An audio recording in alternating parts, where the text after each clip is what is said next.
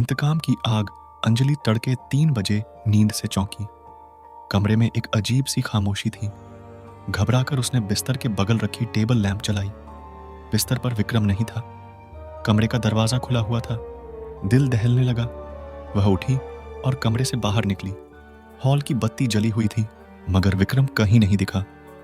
बाहर बरामदे में रखी उसकी कुर्सी भी खाली पड़ी थी।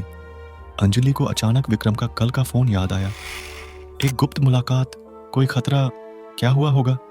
घर का फोन घनघनाया। अंजलि ने घबराते हुए रिसीवर उठाया। आवाज दबी हुई थी। अंजलि, विक्रम मुसीबत में है। अगर जान बचाना चाहती हो तो रात 10 बजे अकेली तालाब के पास आना। फोन कट गया। अंजलि के पैरों तले जमीन खिसक गई। विक्रम मुसीबत में, तालाब के पास रात 10 बजे।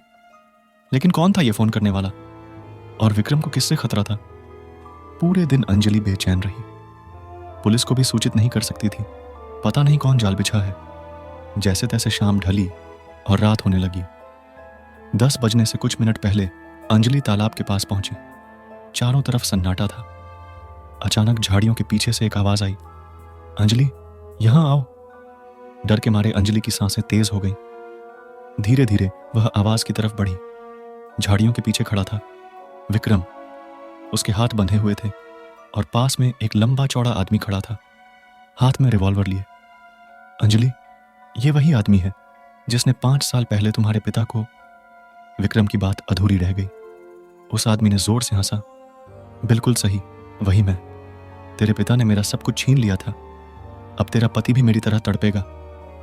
अंजलि को सारा सच समझ में आ गया। ये वही शख्स था जिसने उसके पिता को बर्बाद किया था और अब विक्रम से बदला लेना चाहता था।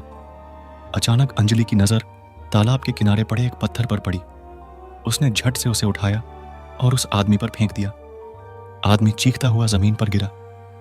विक्रम ने मौका देखा और उस आदमी से रिवॉल्वर छीन लिया। कुछ ही देर में पुलिस की गाड़ियां आ गईं। उन्हें विक्रम ने फोन कर दिया था। धीरे धीरे सब कुछ सामान्य हुआ। उस रात अंजलि ने न केवल अपने पति की जान बचाई, बल्कि अपने पिता का बदला भी ले लिया। लेकिन उस रात की खौफनाक यादें उन्हें हमेशा परेशान करती रहीं।